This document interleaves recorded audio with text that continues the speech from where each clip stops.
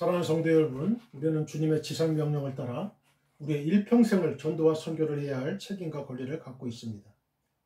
너희는 땅끝까지 이르러 내 증인이 되리라고 예수님이 직접 말씀하셨습니다. 우리는 우리의 가까운 가족, 친족, 친구, 지인, 회사, 동료 등에게 이태호 목사의 유튜브에서 설교방송을 시청하라고 권하시면 됩니다. 검색창에 이태호 목사 설교라고 치면 저의 설교 영상을 시청하실 수가 있습니다. 다른 이야기는 하지 마시고 하나님의 감동적이고 은혜로운 말씀이 있으니 한번 시청하라고만 하시면 됩니다. 바로 그것이 전도요 선교입니다. Dear fellow believers, we have the responsibility and right to evangelize and to missions throughout our lives according to the Lord's great command. Will be my witnesses to the ends of the earth, said Jesus himself.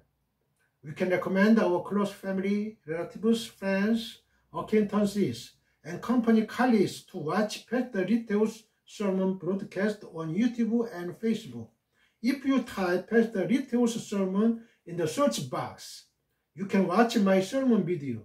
Don't talk about anything else. They are God-moving and gracious words. So you just have to watch it. That is evangelism missions. 오늘의 설교 제목은 룻을 향한 하나님의 계획 2, 두 번째입니다. 자, 저를 따라해 보세요. 룻을 향한 하나님의 계획 2. 다시 한번 나를 향한 하나님의 계획. 여러분 이름을 대시면서 다시 한번 얘기합시다. 이태호를 향한 하나님의 계획 2. 본문은 룻기서 1장 3절로 5절입니다. 본문을 읽기 전에 저를 한번 따라해 주세요. 지구촌교회 수지성전 주일 2시 예배가 아주 하나님의 은혜가 넘친다면서요. 한번 앞뒤 좌우 사람들에게 이야기해 보세요. They say that the Sunday 2 o'clock service at the Global Church Suji Temple is very full of God's grace. Talk the front, back, left and right people. 나만 은혜 받을 수 없어요. 다른 사람들도 천국잔치 은혜의 자리에 초청합시다. 한번 앞뒤 좌우 사람들에게 이야기해 보세요. I cannot be the only one to receive grace. Let us also invite others to the heavenly banquet and the place of grace. Talk the front, back, left and right people. 오늘도 하늘에서 성령의 은혜가 폭포수같이 떨어집니다. Today too the grace of the Holy Spirit falls like a waterfall from heaven. 믿는 자는 아멘 하시기 바랍니다. Those who believe should say amen. 고백한 대로 될지어다 아멘. Let it be done as you confessed. 아멘. 예수님만이 우리의 영원한 소망이요 목적입니다. Only Jesus is our eternal hope and purpose. 여러분과 여러분의 가정과 우리나라와 지구촌 교회 위에 주 예수 그리스도의 은혜와 하나님의 한없는 사랑과 성령의 교통하심이 영원히 함께 하시기를 간절히 축원드립니다. I sincerely pray that the grace of the Lord Jesus Christ, God's infinite love and the fellowship of the Holy Spirit will be with you and your family, our country and the global church forever. 아멘. 할렐루야. 룻기서 1장 3절에서 5절입니다. 다 같이 본문을 읽습니다. 나오미의 남편 엘리멜렉이 죽고 나오미와 그의 두 아들이 남았으며 그들은 모압 여자 중에서 그들의 아내를 맞이하였는데 하나의 이름은 오르바요 하나의 이름은 룻이더라. 그들이 거기에 거주한 지 10년쯤에 말론과 기론 두 사람이 다 죽고 그 여인은 두 아들과 남편의 뒤에 남았더라. 아멘. 3절 봅니다. 나오미의 남편 엘리멜렉이 죽고 나오미와 그의 두 아들이 남았으며. 남았다라는 건 동사예요. 동사죠. 주어는 뭐예요? 나오미와 그의 두 아들이. 이게 개역개정의 해석 방법이에요. 주어가 두 명으로 나와 있죠. 나오미하고 그의 두 아들. 그죠? 히브리어로 읽습니다. 와 야모트 엘리멜렉 이시 노미 와 티사엘 히 우셰네 바네하. 1장 3절입니다. 엘리멜렉이 죽고 와 야모트 엘리멜렉의 죽음의 원인과 시기에 대해서는 직접적인 설명이 없어요. 그러나 엘리멜렉이 언제쯤 죽었는지는 유추해 볼 수 있어요. 즉 3절은 계속적 와우로 시작이 되는데요. 이는 앞절에 뒤이어 바로 본문의 사건이 일어났음을 암시하는 거예요. 제2절은 거기 살더니로 끝나는데요.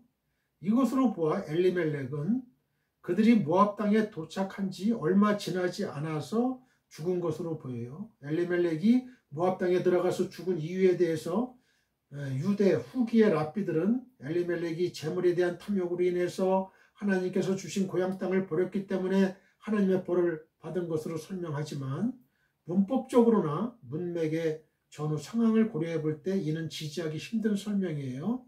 다만 남편 엘리멜렉의 죽음을 계기로 나오미가 고향 땅을 떠나온 것을 후회하게 됐을 가능성은 배제할 수 없어요. 1장 3절입니다. 나오미와 그의 두 아들이 남았으며 와 티사엘 히 우셴의 바네하. 남았으며 라고 번역된 티사이르는 남다, remain 영어로 남다는 뜻의 동사 사알의 단순 수동형 니팔 동사예요. 수동형 미완료 여성 3인칭 단수 형태예요.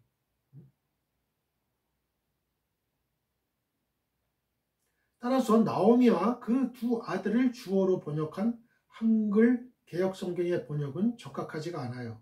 영어 성경들도 그녀는 그녀의 아들들과 함께 남겨졌다 이렇게 번역을 했어요. NASB, RSV, NIV 성경은 She was left with her two sons 이렇게 번역이 됐어요. 엘리멜렉의 죽음으로 남겨진 주체가 바로 나오미임을 부각시키고 있죠. 특히 동사 뒤에 나오는 3인칭 여성 단수 대명사 이 he에 의해서 영어로 말하면 she예요. she. 이 히브리어하고 영어하고 발음이 정반대예요. 영어의 he는 히브리어의 she예요. 그리고 히브리어의 he는 영어의 she예요. she. 그렇게 되어 있어요.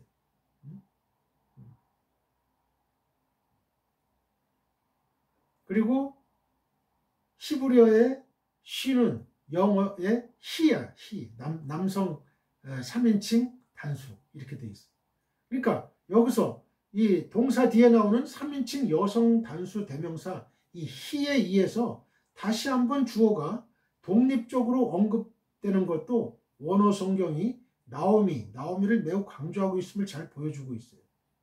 3절과 평양을 이루고 있는 제5절에서도 그녀의 나오미의 두 아들이 죽은 후에 나오미가 두 며느리와 함께 남겨졌지만 남겨진 주체를 여성 3인칭 복수형으로 쓰질 않았어요. 여성 3인칭 단수형으로 씀으로써 나오미가 홀로 남겨졌음을 거듭거듭 강조하고 있습니다. 이것은 가부장적인 사회에서 한 가정의 주체라 할 수 있는 남자들이 모두 죽은 후에 사회에서 가장 동정받는 과부의 신세로 전락한 나오미에게 관심을 집중시킴으로써 이후의 이야기를 풀어나가는 데 있어서 주역이들은 나오미를 서서히 부각시키기 위한 의도 때문에 그렇습니다. 4절을 봅니다. 그들은 모압 여자 중에서 그들의 아내를 맞이하였는데 하나 이름은 오르바요 하나 이름은 루시더라. 그들이 거기에 거주한 지 10년쯤에 와이수 라헴 나심 모아비오트 셴 하앗 오르파 웨셴 하샤니트 루트 와 예셰브 쌈 케에셀 사님. 1장 4절입니다. 그들은 모압 여자 중에서 아내를 맞이하였는데 와이수 라헴 나심 모아비오트. 아내를 취하다라는 히브리어 수거 표현에는 두 가지가 있어요. 아내를 취하다. 하나는 라카흐 이사이고 다른 하나는 나사 이사예요. 구약에서 비교적 초기에 기록된 책들은 대체로 라카흐 동사를 사용했어요. 룻기서도 BC 10세기 이전에 기록돼서 다른 많은 구약의 책들에 비해서 비교적 초기에 기록된 책이기 때문에 본문에서도 라카흐를 쓰는 게 자연스러워요. 그러나 본문에서는 색다르게도 나사 동사가 쓰였어요. 그리고 대조적으로 4장 13절에 룻과 보아스가 결혼하는 장면에서는 라카흐 동사를 사용하고 있습니다. 그러므로 4절에서 나사 동사가 사용된 것에는 어떤 의도가 내재되어 있다고 봐야 돼요. 구약에서 결혼과 관련돼 가지고 나사 동사를 비교적 많이 사용한 것이 에스라서와 느헤미야서인데요. 주로 이방인과의 결혼을 묘사하는 문맥에서 나오고 있어요. 또 내용면에서 룻기와 시대적 배경이 같은 사사기에서는 이 단어가 한 번 나오는데요. 이것은 정상적인 결혼이라기보다는 베냐민 지파와 실로 여인들이 비정상적인 방법으로 결혼하는 문맥에서 사용되고 있어요. 사사기 21장 23절에. 이런 사실로 미루어 보아 본문에서는 말론과 기론이 모압 여인들과 결혼한 게 보통 유대인들이 수긍할 만한 정상적인 일이라기보다는 수긍하기 힘든 비정상적인 일이라는 걸 암시하기 위해 의도적으로 나사 동사를 사용했다고 볼 수 있어요. 율법에는 가나안 땅의 여인들과 결혼하지 말라는 직접적인 명령은 있지만요. 신명기 7장 1절로 3절 모압 여인들과 결혼하지 말라는 명령은 없어요. 하지만 모압과 암몬 자손들은 영원히 여호와의 총에 들어오지 못하도록 규정한 율법을 고려해 볼 때 신명기 23장 3절이죠. 모압 여인들과 결혼한 그들의 행동이 합법적인 것이었다고 생각하기는 어렵죠. 따라서 고대 역본들에서는요, 페시타와 탈굽력 이런 고대 역본들에서는 본문에 그들이 이방인 아내를 취한 것은 하나님의 율법을 어긴 것이다라는 내용을 삽입시켜 가지고 그들의 결혼이 하나님께 합당한 것이 아니었음을 지적하고 있어요. 그들은 비록 불가피한 사정으로 모압 땅으로 이주했다 하더라도 마땅히 하나님의 선택받은 민족으로서의 정체성을 유지했어야 했죠. 유대 지방과 모압 지방은 거리상으로 그리 먼 곳이 아니었기 때문에 그들은 마음만 먹었더라면 아내를 유대에서 충분히 데려올 수도 있었을 거예요. 그러나 나오미의 두 아들은 정처 없이 이방 땅에서 살아가면서 그곳 풍습과 문화에 자연스럽게 동화되어 하나님을 섬기지 않는 여인들과 결혼하는 것을 주저하지 않았던 것으로 보여집니다. 1장 4절입니다. 오르바여 루시더라. 오르파, 루트. 오르바는 이 목, 넥, 또 등, 백, 목이나 등 이런 뜻이에요. 이런 이유로 혹자는 오르바의 이름에 오르바가 나오미를 등질 것이 예견되어 있다고 보거나 오르바란 이름이 나오미를 등져야 하는 인물을 설명하기 위해서 룻기서의 저자에 의해서 설정된 이름이라고 주장하기도 하지만 양쪽 다 받아들이기 어려운 주장이에요. 룻은 friend, 친구라는 뜻이에요. 친구. 얼마나 좋아요, 친구. 4장 10절을 보면 룻이 말론의 아내로 나오고 말론이 기론의 형으로 추정되기 때문에 2절에 룻이 오르바의 손위 동서였음을 알 수가 있죠. 1장 4절입니다. 거기에 거주한 지 10년쯤에 와 예시브삼 케 에셀 사님 직역하면요. 그리고 그들이 거기에 10년쯤 살았다. 앞에서도 잠시 언급했지만 엘리멜렉이 죽은 것은 모압 이주 초기였어요. 그러나 혹자는 본문을 들어서 엘리멜렉이 모압에 이주하고 나서 10년이 다 되어갈 즈음에 죽었다고 주장을 해요. 그러므로 이 구절에서 10년 동안 머물렀던 그들이 누구냐를 규명하는 게 중요하지요. 4절에 쓰인 서술어, 즉 동사는 모두 두 개예요. 하나는 4절 맨 앞에 쓰여서 그들이 맞이하였는데 해당하는 와 이수이고 다른 하나는 본문의 와 예시브예요. 먼저 와 이수는 남성 3인칭 복수형이에요. 이 3인칭 복수는 명확하게 말론과 기론을 가리키죠. 와 예시브 역시 남성 3인칭 복수형인데 와 이수와 와 예시브 사이에 다른 남성 명사가 언급되어 있지 않습니다. 그리고 와 예시브는 와우 접속사로 시작이 돼요. 이는 본문의 주어가 와 이수의 주어와 같다는 것을 의미하는 것이에요. 본문의 와 예시브, 즉 10년 동안 모압 땅에 거주한 남자들은 말론과 기론 두 사람뿐이에요. 엘리멜렉이 와 예시브의 주어에 끼일 여지는 전혀 없어요. 따라서 엘리멜렉이 모압 땅에 이주하고 나서 10년이 다 되어갈 때 죽었다고 하는 주장은 옳지가 않아요. 이 엘리멜렉은 모압 땅에 이주하고 얼마 안 있어 죽은 거예요.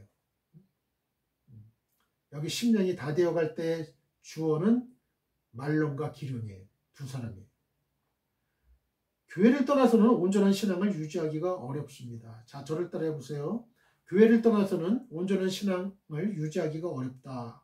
4절을 보면 엘리멜렉의 두 아들 말론과 기련이 각각 모압 여인 룻과 오르바를 아내로 취했다고 했습니다. 물론 이것이 하나님의 율법을 어긴 행위는 아니에요. 하나님께서는 단지 가나안 족속들과의 결혼만을 금하셨기 때문에 그렇습니다. 하지만 그럼에도 불구하고 그들의 행위는 정당화될 수 없어요. 왜냐하면 그들의 행위가 비록 율법을 문자적으로 범한 것은 아니라고 하더라도 명백하게 율법의 정신을 범한 것이기 때문입니다. 즉 하나님께서 율법을 통하여 이스라엘 백성들에게 가나안 족속들과의 통혼을 금지시키신 이유가 가나안 족속들로 인해서 당신의 백성이 우상 숭배에 빠지는 것을 방지하기 위함이라는 사실을 분명히 아는 이스라엘 백성들이 가나안 사람들 못지않게 가증한 우상을 섬겼던 모압 족속의 딸들과 결혼했다는 것은 하나님의 뜻에 대한 명백한 불순종이요 불신앙적 행위인 것입니다. 그렇다면 이들이 이처럼 불순종과 불신앙에 빠지게 된 이유는 무엇일까요? 그것은 바로 그들이 이스라엘 땅을 떠나 있었기 때문이었어요. 그들이 이스라엘을 떠나 모압에 있었기 때문에 그들은 이스라엘 사람의 방식으로 살아갈 수가 없었고 또 이스라엘 사람들과 만나 교제할 수도 없었어요. 그들은 오직 모압 사람들 속에서 모압 사람들과 교제하고 모압 사람들처럼 살아갈 수밖에 없었던 거죠. 따라서 그들이 이처럼 모압 사람화 되어 모압 여인을 아내로 맞이하는 것은 너무나도 당연한 일이었죠. 이처럼 하나님의 백성이 하나님의 백성으로 구성된 공동체 즉 교회를 벗어나서 온전한 삶과 신앙을 유지한다는 것은 너무나 어려운 일이죠. 왜냐하면 하나님의 백성이 교회를 벗어나면 그들은 더 많은 유혹에 직면하게 되고 또 자신의 그릇된 삶과 신앙을 지적받을 수도 없을 뿐만 아니라 신앙적 어려움에 직면했을 때 아무에게도 도움을 받을 수 없게 되기 때문에 그래요. 생각해 보세요. 하나님의 말씀을 계속해서 공급받지 못하면서 또 성도 간의 교제를 통하여 도전도 건면도 위로도 받지 못하면서 어떻게 온전한 신앙과 삶을 유지할 수 있겠어요? 그것은 거의 불가능한 일이죠. 혹 혼자서 어느 정도의 신앙을 유지할 수는 있다고 할지라도 그 신앙은 편협되거나 성숙되지 못한 신앙 혹은 많은 오류가 있는 그릇된 신앙이 될 위험성이 너무나도 큰 거예요. 그래서 하나님께서는 당신의 백성을 뿔뿔이 흩어지지 않게 하시고 교회를 이루어서 하나 되게 하셨죠. 그리고 그 안에서 서로의 권면과 위로 그리고 섬김을 통하여 온전한 신앙을 유지하고 성장할 수 있도록 하실 것입니다. 만약 우리가 뿔뿔이 흩어져서 혼자서도 온전한 신앙과 삶을 유지할 수 있다면 하나님께서는 굳이 교회를 세우지 않으셨을 거예요. 그래서 사도 바울은 하나님께서 교회를 세우신 목적과 관련해서 에베소서 4장 13절로 14절에서 우리가 다 하나님의 아들을 믿는 것과 아는 일에 하나가 되어 온전한 사람을 이루어 그리스도의 장성한 분량이 충만한 데까지 이르리니 이는 우리가 이제부터 어린아이가 되지 아니하여 사람의 속임수와 간사한 유혹에 빠져 온갖 교훈의 풍조에 밀려 요동하지 않게 하려 함이라고 했습니다. 그렇습니다. 교회는 성도가 온전한 신앙과 삶을 유지함에 있어서 절대적으로 필요한 기관이에요. 결코 경시될 수 없는 기관이죠. 그럼에도 불구하고 오늘날 많은 성도들이 지나치게 개인적인 신앙만을 중요시하고 교회를 예배당을 경시하고 있어요. 그래서 주일 성수하지 않고 자신에게 맡겨진 직분을 소홀히 하는가 하면 심지어 교회 무용론을 주장하고 교회를 떠나기도 합니다. 만약 그들이 그러한 그릇된 생각에서 돌이키지 않는다면 그들은 결코 정상적인 성도의 삶과 신앙을 유지할 수 없을 뿐만 아니라 결국 많은 성도들을 실족시키고 그리스도의 몸된 교회를 무너뜨림으로써 하나님의 심판과 징벌을 피할 수 없게 될 거예요. 그러므로 성도 여러분, 우리는 이처럼 교회를 경시하는 어리석음을 범하지 맙시다. 오히려 그리스도께서 피값을 주고 사신 거룩한 교회를 중히 여기고 교회를 세우기 위하여 최선을 다해야 됩니다. 그럴 때 우리들의 교회는 견고히 세워질 뿐만 아니라 교회에 속한 우리 모두의 삶과 믿음은 그리스도의 장성한 분량이 충만한 데까지 이르게 될 것입니다. 사도행전 2장 46절에서 47절입니다. 날마다 마음을 같이하여 성전에 모이기를 힘쓰고 집에서 떡을 떼며 기쁨과 순전한 마음으로 음식을 먹고 하나님을 찬미하며 또 온 백성에게 칭송을 받으니 주께서 구원받는 사람을 날마다 더하게 하시니라.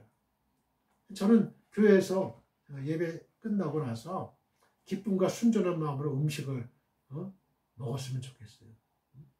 안산 봉산교회에 있을 때 국수를 대접해요. 국수도 좋고 뭐 짜장면도 좋아요. 히브리서 10장 25절 뭐 냉면도 좋고 히브리서 10장 25절 모의를 피하는 어떤 사람들의 습관과 같이 하지 말고 오직 관하여 그날이 가까움을 볼수록 더욱 그래야죠. 그렇게 하니까요 주변에 노숙자분들도 많이 오셔요. 전도도 돼요. 또 그 국수가 맛있다는 소문 듣고 안 믿는 사람들도 국수 먹으라.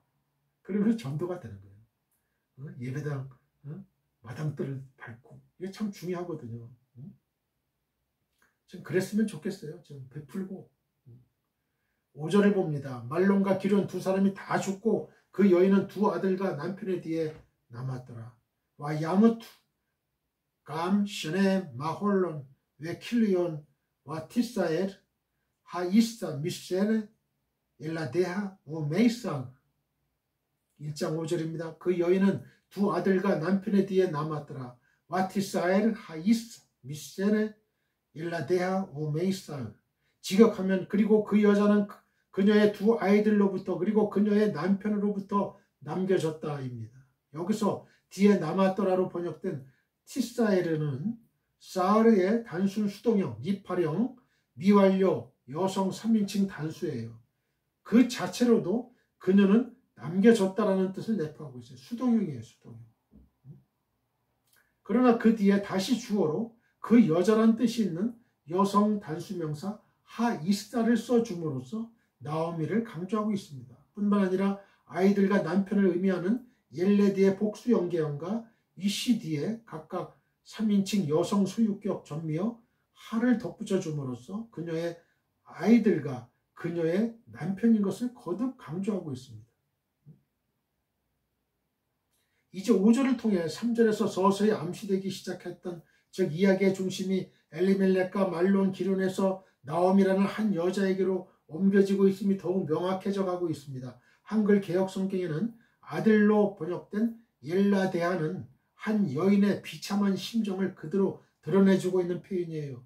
여기에서 저자는 나오미의 아들들을 표현하면서 제3절에서 쓴 벤을 쓰지 않고 옐레드를 사용합니다. 벤이 아들, 자식을 가리키는 단어라면 옐레드는 어린아이, 아기를 가리키는 단어예요. 말론과 기론은 결혼한 이후에 죽었기 때문에 어린아이가 아닌 게 확실하죠. 그죠? 따라서 나오미의 아들을 가리킬 때 벤을 쓰는 것이 더 적합하죠. 그죠? 그러나 저자가 벤 대신에 옐레드를 쓴 것은 어린 아기를 잃은 것과 같은 그런 나오미의 처절한 심정을 표현하기 위함이에요. 그러니까 우리가 원어를 알아야 돼요. 원어를. 그 나오미의 얼마나 그 처절한 심정. 내 아기 결혼해가지고 죽었는데도 내 아기. 그 얼마나 나오미가 남편이 먼저 죽었으니까 이제 아들들에게 소망이 있잖아요. 근데 그 아들들마저 다 죽는 거야. 그러니까 마지막 소망까지 잃는 거예요. 나오미 입장에서는. 이런 통절한 심정을 우리가 읽을 줄 알아야 돼. 나오미의 심정을. 그 당시는 남성 중심 사회였기 때문에 여성을 가치 있는 존재로 만드는 것은요. 여성 자신이 아니에요. 남성이었어요. 즉 남편과 아들들을 통해 여인은 비로소 가치 있는 존재로 인정받으면서 살 수 있었어요. 때문에 남편과 아들들을 다 잃어버린 나오미는 그녀를 인정받게 해주는 모든 조건을 다 상실해버린 거예요. 그러한 상황에 처한 나오미의 삶은 죽은 것과 다름없는 비참한 삶이었을 겁니다. 여러분 그렇지 않겠어요? 여러분과 같으면 여러분이 지금 나오미라면 여러분의 심정은 어떻겠어요? 남편 잃어 두 아들 다 죽었어. 소망이 없는 거죠. 징계를 받고도 깨닫지 못하면 멸망이 찾아옵니다. 자, 저를 따라해 보세요. 징계를 받고도 깨닫지 못하면 멸망이 찾아온다. 4절과 5절을 보면요. 엘리멜렉의 두 아들 말론과 기론이 모압으로 이주한 지 10년 즈음에 모두 죽었다고 했어요. 이는 징계를 받고도 깨닫지 못하는 자의 치부가 어떠함을 보여주는 거예요.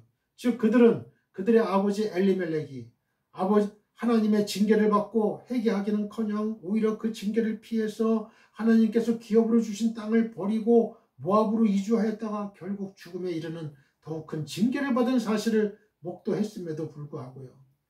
그 아버지의 잘못을 바로잡아서 고향 땅으로 돌아가려 하기보다는 오히려 모압 여인과 결혼해서 그 땅에 완전히 정착하려 함으로써 마침내 그들 역시 하나님에 의해 죽임을 당하는 비참한 최후를 맞이해야만 했던 것이죠.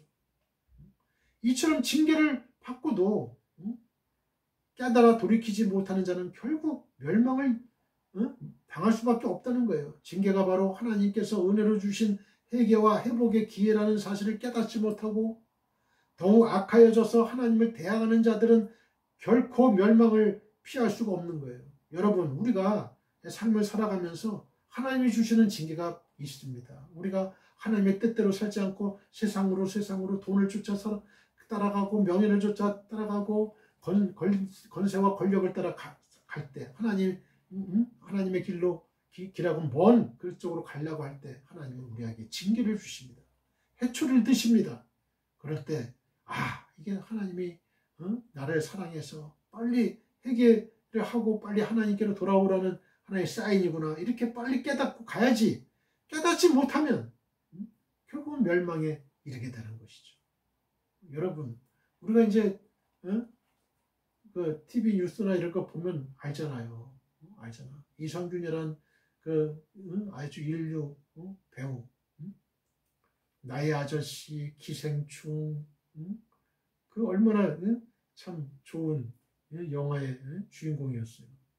그런데 여자의 꽃뱀에 물린 거야. 꽃뱀에 물려가지고 아편하고 그래가지고 결국은 계약한 거 몇백억 취소되죠. 취소되면 몇백억을 물어줘야 되는데 또 가족들한테 미안하지요. 그러니까 자살한 거야.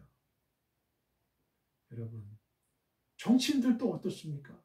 자신의 비서를 잘못 성추행해서 자살한 사람이 한두 명이에요. 지금 한두 명이냐고. 여러분, 그걸 잘 알아야 돼. 이거. 특히 목회자들, 설교자들, 돈, 여자, 권력, 이거 조심해야 된다고 저는 신학교 들어가자마자 교수님이 말씀하시더라고요. 이거 조심해야 된다. 이거 항상 조심해야 돼. 분당 우리 교회 이찬수 목사님은 여성하고 1대1로 마주 앉아서 면담하는 거 하지 않는다 그러잖아요. 아예 그냥 그 죄를 범할 그 싹을 잘라버리는 거야. 싹을 잘라버리는 거야. 아주 참 잘하는 행동이에요. 그거. 왜냐하면 목회자든 사람이거든 남자예요.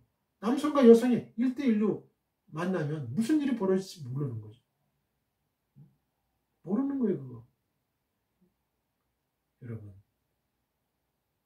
그 학생들 위주의 교회, 그 목사도 그런 추행 스캔들에 휘말렸잖아요. 절대 그러면 안 되는 거예요, 그거.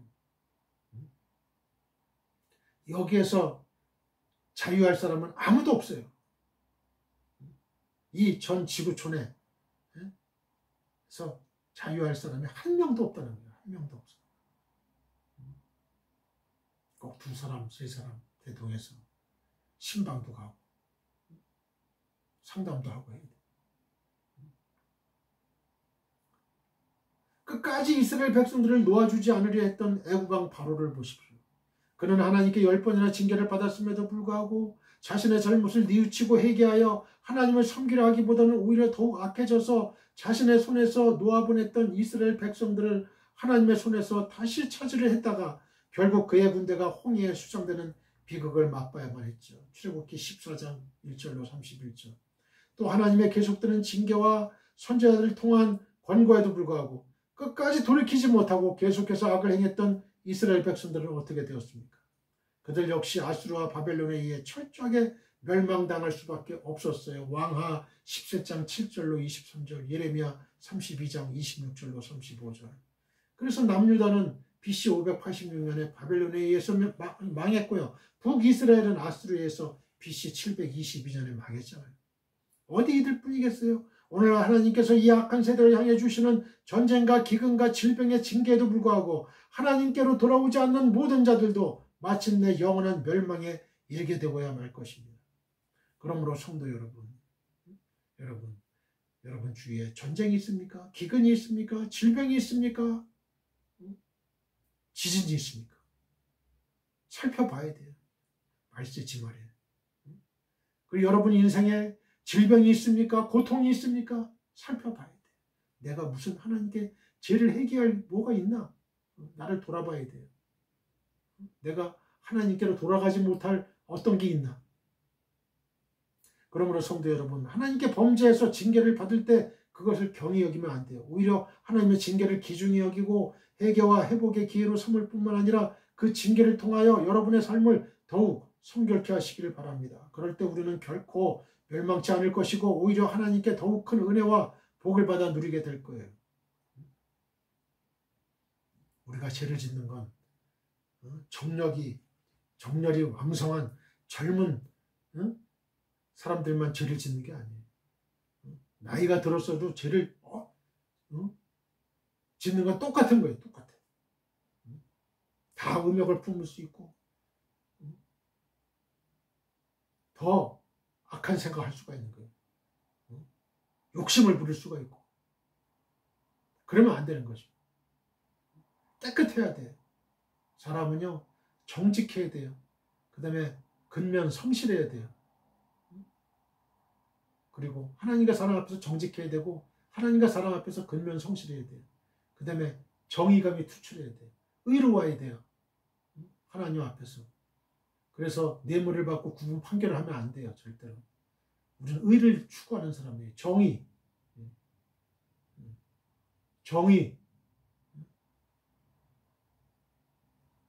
여러분 목회자는 그래야 돼요. 목회자는 자기에게 내가 회사에 근무한다 아니면 학생 신분이다 내게 당장의 유익을 위해서 나의 양심을 팔면 안 돼요. 정의로운 사회, 이 정의로운 사람들이 늘어나야 돼요. 나에게 비록 해가 있다 하더라도 정의를 위해서 투쟁할 땐 투쟁해야 되고 여러분 지금의 이 사회가 이만큼이나마 그냥 불의한 시대지만 그나마 이만큼이라도 지금 유지하고 있는 거는 그 하나님의 사람들, 그 정의로운 사람들의 그 피와 땀이 있기에 지금 요만큼이라도 지금 유지하고 있어요. 지금 정의로운 사람들, 신앙의 사람들을 많이 육성하고 우리의 2세 젊은 세대를 양성해야 됩니다. 여러분 이것이 저의 꿈이에요. 목표예요. 하나님이 저에게 주신 사명의 미션이에요. 나이가 드신 분들은 전도하기가 어려워요. 사실은. 강팍하고 자신의 경험과 고집이 너무 세요. 거의 죽을 때 그때나 믿을까. 그러나 젊은 사람들은 그러지가 않아요. 중고등학생, 어린 초등학생, 대학생, 젊은 신혼부부 이런 사람들 깨끗해요. 아직은 깨끗해. 여러분 제가 접할 때 나이 드신 분들이 더 힘들어요. 그러나 젊은 사람들은 예스, 노우가 분명해요. 이 사람들은 깨끗합니다. 토를 안 달아요. 자신의 생각에 옳다면 옳은 거고 그러면 그런 거예요. 자꾸 야로를 안 부립니다. 개교를 안 부려요. 전 그런 걸 많이 경험했어요. 많이 전도합니다. 젊은 사람들 보면 예수 믿어야 된다. 천국 가야 된다. 젊은 영혼들 구령의 열정으로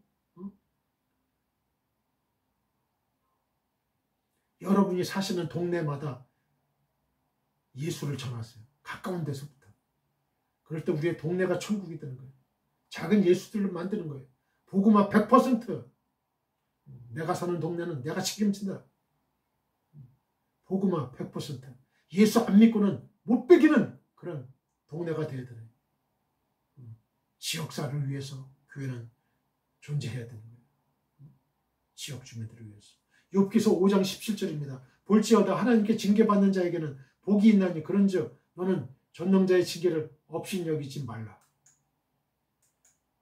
잠언서 10장 17절 훈계를 지키는 자는 생명길로 행해도 징계를 버리는 자는 거룩하느니라. 우리는 세상에서 의지할 자 없는 나오미와 같은 존재입니다. 자, 저를 따라 해보세요. 우리는 세상에서 의지할 자 없는 나오미와 같은 존재다. 5절을 보면 엘리멜렉의 두 아들 말론과 기련이 죽고 오직 그의 아내 나오미만이 두 아들과 남편 뒤에 남았다고 했어요.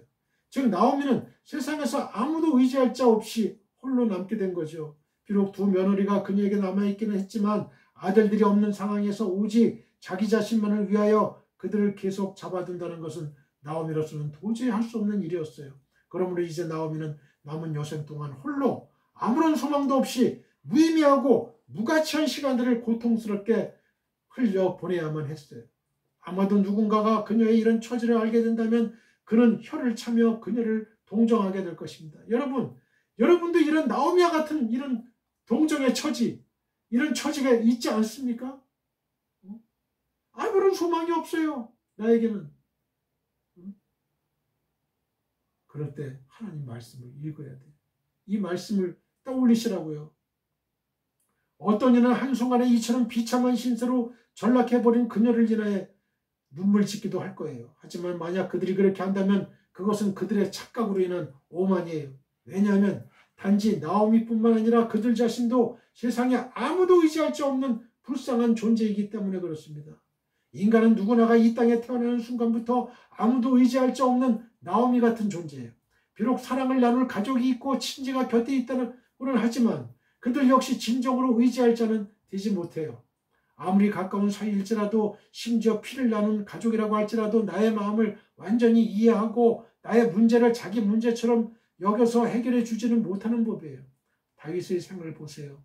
다윗의 생은 그러한 사실을 너무나도 잘 보여줘요. 다윗을 가장 가까이에서 보필하고 그의 오른팔이 되었던 요압은 오히려 다윗을 가장 괴롭게 하고 두렵게 했던 인물이었어요. 또 다윗이 가장 사랑하며 믿었던 아들인 압살롬은 다윗의 가장 강력한 대적이 돼서 다윗에게 씻을 수 없는 수치와 모욕을 안겨줬지요. 사무엘하 15장 1절로 16장 23절.